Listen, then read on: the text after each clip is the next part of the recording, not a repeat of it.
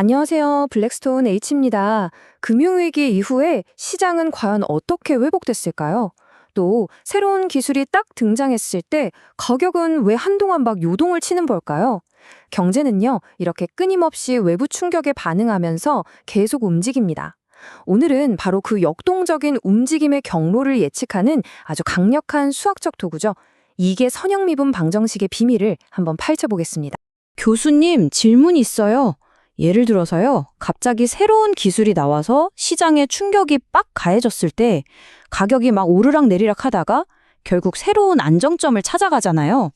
바로 그 과정 자체를 수학적으로 정확하게 설명할 수 있는 방법이 있을까요? 네, 아주 좋은 질문이에요. 바로 그 질문에 답하는 것이 오늘 우리가 배울 이 방정식의 핵심 목표입니다.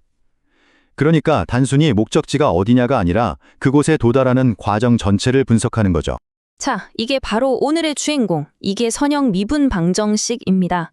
딱 보면 좀 복잡해 보이죠? 하지만 각 부분은 아주 명확한 의미를 가져요. YT는 특정 시점의 가격이나 소득 같은 위치라고 생각하시면 되고요. Y-는 그 변화의 속도, 그리고 Y2-는 변화의 가속도를 나타냅니다.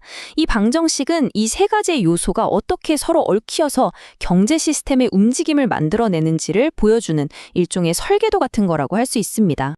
자, 그럼 이 방정식을 우리가 어떻게 정복할지 오늘의 계획을 한번 살펴볼까요? 우리는 먼저 이 해법을 두 개의 큰 조각으로 나눌 거예요. 그리고 각 조각을 차례대로 맞춘 다음에 마지막에 착 합쳐서 전체 그림을 완성하고 그 경제적 의미까지 해석해 볼 겁니다. 차근차근 따라오시면 전혀 어렵지 않습니다. 오케이, 이제 본격적으로 해결에 한번 뛰어들어 보죠. 이 복잡해 보이는 방정식을 한 번에 풀려고 하면 좀 막막할 수 있거든요. 그래서 핵심 전략이 뭐냐? 바로 분할 정곡입니다.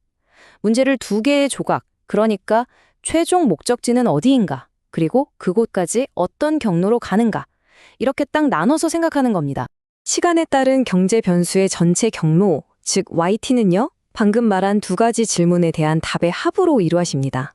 첫째, 최종 목적지, 이걸 YP 특수적분이라고 부를 거고요. 둘째, 그 목적지까지의 여정, 이걸 YC 보함수라고 할 겁니다. 이 두 조각을 합치면 비로소 전체 그림이 완성되는 거죠. 이게 바로 오늘 우리가 따라갈 핵심 로드맵입니다. 교수님, YC랑 YP, 용어가 좀 어려운데요. 조금만 더 쉽게 설명해 주실 수 있나요? 물론이죠. 아주 좋은 비유가 있어요. YP는 우리가 가고자 하는 최종 목적지라고 생각하세요. 시스템이 결국 도달하게 될 장기적인 균형 상태를 의미하는 거죠. 반면에 YC는 그 목적지까지 가는 여정, 그 자체예요. 균형에서 벗어난 상태에서 목적지를 향해 나아가는 모든 우여곡절, 그 변화의 경로를 담고 있는 부분입니다. 목적지와 여정, 이 두 가지를 더하면 전체 이동 경로가 완성되는 겁니다. 어때요? 좀 감이 오시나요? 그럼 위 퍼즐의 첫 번째 조각부터 맞춰보죠. 바로 목적지를 찾는 것. 그러니까 장기 균형점을 계산하는 방법입니다. 다행히도 이 부분은 꽤 간단해요. 이 특수 적분 YP는 시스템의 시점 간 균형을 나타내는 해인데요.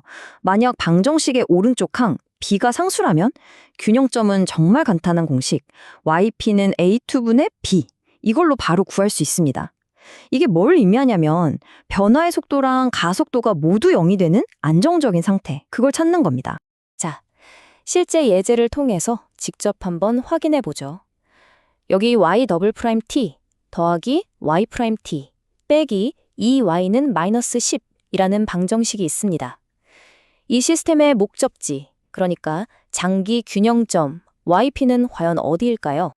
자, 단계별로 한번 풀어볼게요. 첫 번째, 개수를 확인해야겠죠? YT 앞의 개수 A는 마이너스 2고요. 오른쪽의 상수 B는 마이너스 10입니다. 두 번째, 방금 배운 공식. YP는 B 곱하기 A2. 이걸 그대로 적용하는 거예요. 마지막으로 값을 대입해서 계산만 하면 끝입니다. 네, 정답은 바로 5입니다. 정말 간단하죠? 이게 무슨 뜻이냐면 이 경제 시스템이 아무리 요동치더라도 결국 시간이 충분히 흐르면 5라는 값으로 수렴하게 된다는 뜻이에요. 자, 우리의 목적지를 찾았으니까 이제 그곳을 향한 여정이 어떻게 펼쳐지는지 알아볼 차례겠죠? 좋습니다. 이제 해법의 좀 더 역동적인 부분으로 초점을 옮겨볼게요. 바로 균형에 도달하기까지의 구체적인 경로, 즉 여정을 설명하는 부분입니다. 교수님, 이번에는 왜 방정식의 오른쪽을 0으로 만드나요? 아까는 마이너스 10이었잖아요. 와, 아주 예리한 질문이에요. 우변을 0으로 만드는 이유는요, 외부의 힘 B가 없는 상태, 즉 시스템 자체의 내재적인 움직임만을 순수하게 분리해서 보기 위해서입니다.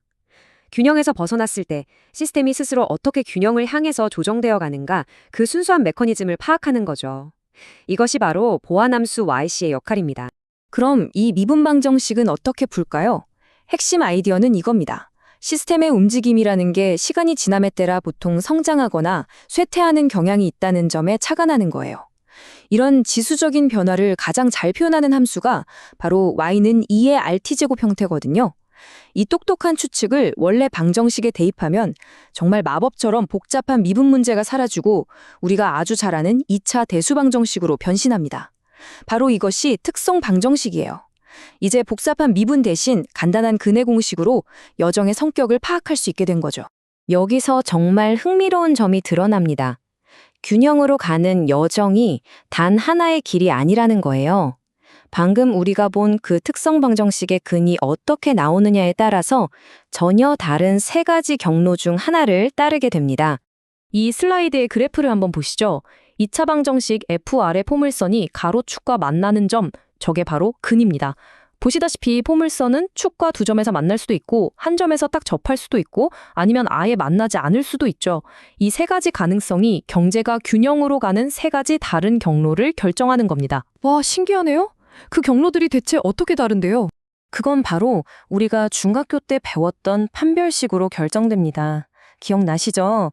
판별식이 0보다 크면 서로 다른 두 개의 실근을 갖고 0과 같으면 하나의 중복된 실근, 즉 중군을 0보다 작으면 한 쌍의 켤레복소근을 갖게 되잖아요.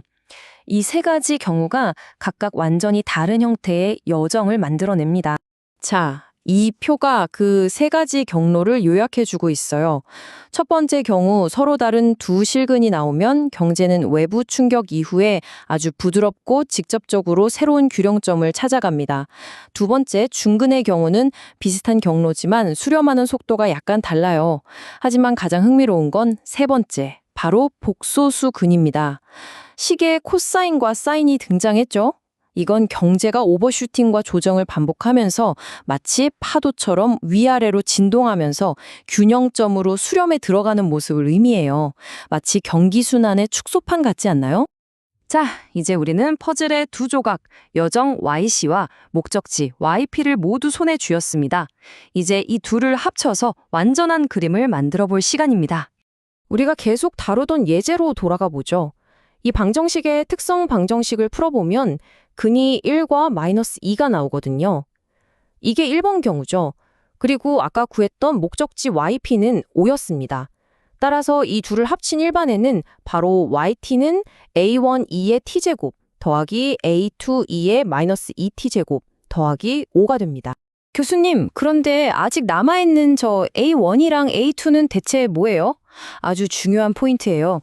이 A1과 A2는 이 경제의 출발점에 의해 결정되는 상수들입니다. 예를 들어 시건이 0일 때의 초기값 y0이 12고 초기 변화율 y-0이 마이너스 2다. 이런 초기 조건이 주어지면요. 우리는 이 두 상수의 값을 정확하게 찾아내서 무수히 많은 가능한 경로 중에 단 하나의 유일한 경로를 확정할 수 있는 겁니다. 자, 그래서 앞서 말한 초기 조건들을 대입해서 연립방정식을 풀면 우리는 A1은 4, A2는 3이라는 값을 얻게 됩니다. 이제 모든 미지수가 사라졌죠. 이것이 바로 이 특정 경제가 시간이 지남에 따라 움직이게 될 유일하고 확정적인 경로를 나타내는 최종 해입니다. 이 해는 단순한 숫자의 나열이 아니에요. 하나의 이야기를 들려줍니다. 여기서 핵심은 바로 특성근의 부호입니다. 특성근이 음수일 때, 예를 들어 2의 마이너스 2t제곱 같은 항은 시간이 흐를수록 점점 0에 가까워지면서 경제는 균형점, 즉 목적지로 안정적으로 수렴하게 됩니다. 이걸 바로 동태적 안정성이라고 해요. 하지만 만약 양수근이 있다면 2의 t제곱 같은 항은 시간이 갈수록 폭발적으로 커져서 시스템을 균형에서 점점 더 멀어지게 만듭니다. 즉 시스템이 불안정하다는 뜻이죠. 자, 정리해 보겠습니다. 오늘 우리는 이계 선형 미분 방정식을 통해서 경제의 움직임이 목적지와 여정의 합으로 결정된다는 걸 배웠습니다. 그리고 그 여정의 성격은 특성 방정식의 근이 결정한다는 것도요. 마지막으로 이 질문을 한번 던져봅니다. 만약 어떤 경제 충격이 진동하는 경로, 즉 복소수 근을 만든다면 현실 세계에서 그 파동을 일으키는 요인은 과연 무엇일까요? 혹시 정부 정책의 시차나 시장 참여자들의 과잉 반응 같은 것들이 이런 경기 순환을 만들어내는 것은 아닐지 한 번쯤 깊이 고민해 보시기 바랍니다.